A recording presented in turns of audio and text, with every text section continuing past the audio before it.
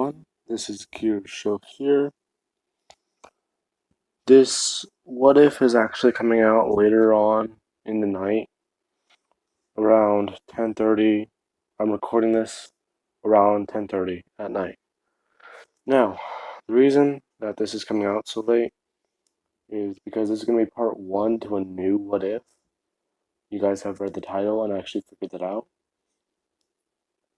But I tried recording part one earlier, and my cousin interrupted me to asking me a couple questions and stuff like that about Naruto. He was asking me about that guy who reads the smut. No, you know what I mean. He's that guy, a really perverted guy who always has his eye covered. I can't think of his name right now because I'm trying to focus on the story at hand, but I think you all know who I'm talking about. Anyway,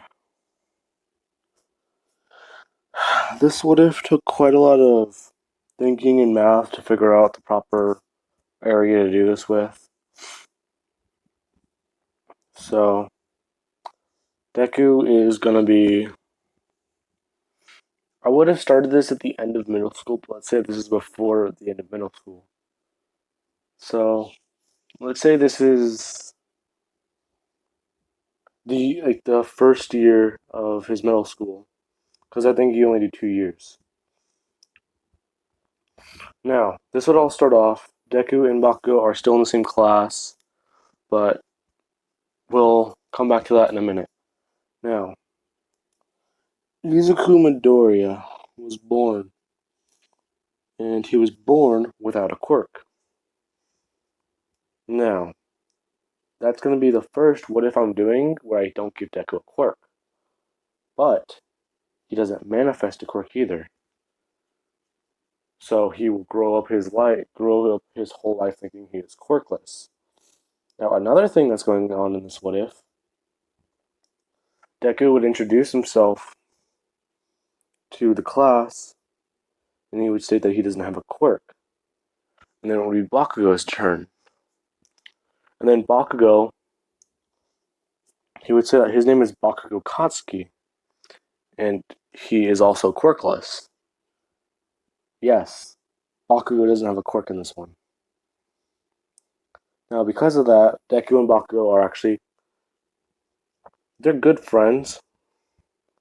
Well, they're not good friends. They still hate each other, but they still always try and fight. Now, whenever this does happen, Bakugo and Deku, they would always train together, always try and see improvement with each other. And because of that, Deku has more of Bakugo's personality with being confident and cocky, but he is now also a fighter. uh, that's good soda. Now, I have a question. Anyone who can guess what soda I'm drinking right now, they would have their what if be the 100 subscriber what if. And I feel like no one's going to guess it. Anyways, throwing that in there. Okay. Perfect. I'm not over 4 minutes. Actually,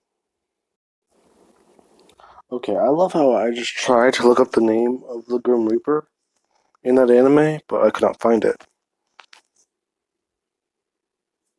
Okay, anyways. Oh.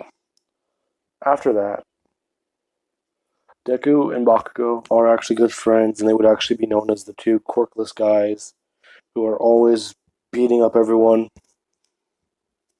because people would just think that, oh, they're really cocky, so they must always be doing that just to show that even though they don't have quirks, they're total badasses. So Deku and Bakugo are actually somewhat in this mindset. Now, when I say somewhat, what I'm talking about is they always fight to see who will be the strongest, because they did always have that admiration for All Might. Now, after this, Hmm. Let's say that actually they are they go to a different school because they've probably been kicked out of a bunch of schools. So one of the schools they are currently going to has Mina in the school. And Kirishima, I know him and Mina went to the same school. Let's say Kirishima is actually in a different school because this will all work out. Now, they will still meet Kirishima in 1A, but this story is actually going to probably be the longest what if on my channel so far. Now then, they would all eventually. Him and Bakugo. Well, let's say that Mina would have actually met Deku because a bunch of people were picking on her and making fun of her because of her art quirk and calling her Alien Queen. Because I can see her using that nickname she was bullied with as a hero name, like what Deku did. Now then, Deku would then butt in and actually kick one of these guys. Well, kick, or not kick, he would actually punch one of these guys straight in the face and actually knock him out. Now, whenever this does happen, people are mad. Well, these two guys are mad, but they would actually just go off. Because as soon as Deku did this, people wouldn't they would know who he is, and they would think that since they have the numbers advantage, it's gonna be fine. But then they see Bakugo walking up, and he's actually popping his neck. Now, after this, Deku and Bakugo would actually introduce themselves to Mina, and she would say that. Well, she would say thank you and actually explain her whole situation with that. And they would just say that, oh, they're going to be heroes also. Because she would tell them that she plans on being a pro hero and trying to go to UA. She would ask them what their quirks are, and they would just both look at each other and start laughing. She would be confused by this, but then they would explain that they're both quirkless. And that even though they don't have quirks, they're still going to be heroes. Now, let's see. That works.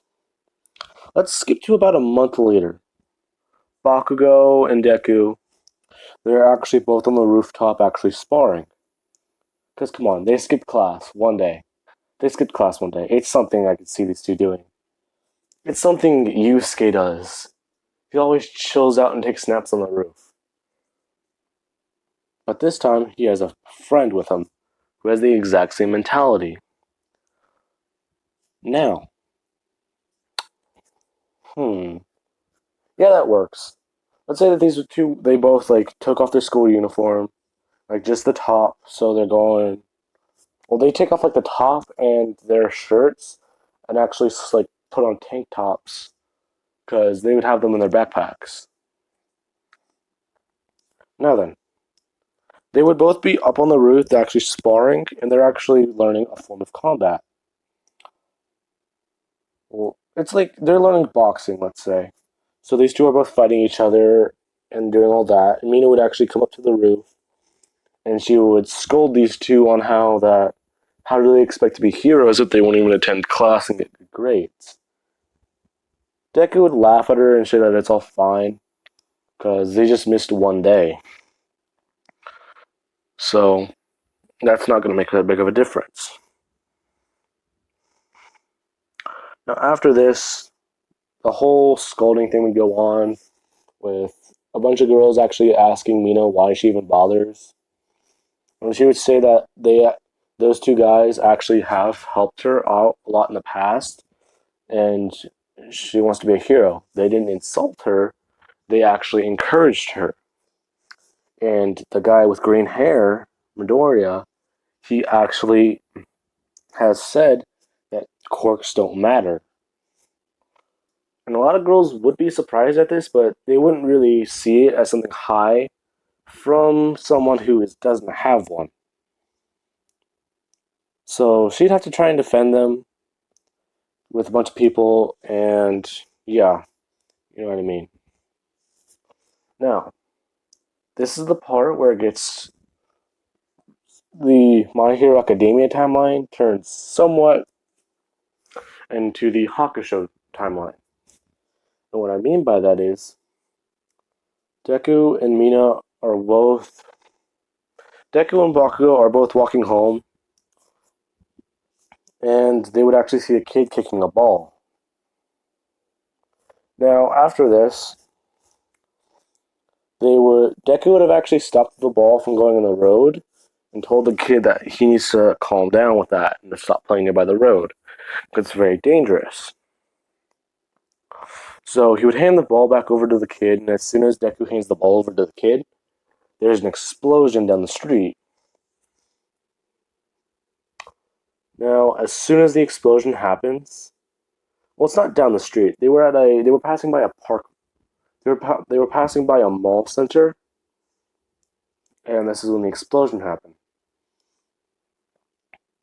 Now then, after that, Deku and Bakugo would actually try rushing over because it's probably 2 or 3 stores down. And as soon as they're watching this commotion, let's say a villain with a I would say enhancement quirk, but that's not very creative. Let's say a villain with a fire quirk would actually be terrorizing the area. So a lot of heroes are actually trying to get this person to calm down because they're essentially freaking out. It's more of a case of a quirk losing control over a quirk than a villain attack. And I might be going over some of that stuff later on the next What If. Possibly. I don't know. Anyway, after that, they're both watching as the hero's trying to take care of this villain. Deku, his eyes would jolt away and he'd actually look back at where the kid was. And the kid's actually kicking his ball again. And it's going straight for the road, and Deku knows this. He would start running, and Bakugo would actually start running along with Deku after he saw him take off. Now then, these two are essentially both doing that, running, and Bakugo would get into the road first and get the ball. But as soon as he grabs the ball and turns his head, there's a truck in the way. Now, as soon as that happens, Deku would have actually grabbed Bakugo by his shirt, collar, and just threw him out of the way, back toward where the kid was. As soon as that happened, Deku, he wakes up and all he sees is a blue area around him. He doesn't know what's going on. Then he would just start looking around.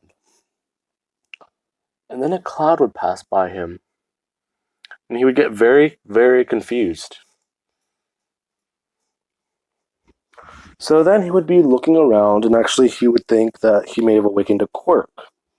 And he doesn't know how he would explain this to Bakugo. Or anyone for that matter.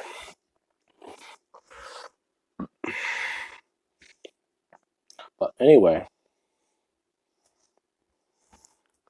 after this, Bakugo would be screaming, Midoriya, Midoriya, wake up, come on, man. And Deku would actually pay attention to this and look back down at the road and see his body.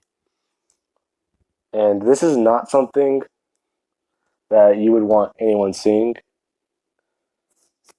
His body's still in one piece, but it's not pretty. Now, after that, Deku would try and walk up to Bakugo saying that, oh, he's fine. He may have gotten a copy quirk or a teleportation quirk. And as soon as he would try and grab Bakugo by his shoulder, his hand would phase through Bakugo. Bakugo would immediately shiver and look over his shoulder. And then Midoriya would just say, hey Bakugo, this is pretty crazy, huh? And then Bakugo would just ask what that was. What was that? I thought I felt something. Okay, anyway. And then paramedics would arrive and take Deku's body away. And then Inko, a very drunk, depressed Inko at home, would actually probably answer the phone after being called over and over again by doctors and then told about what happened to her son.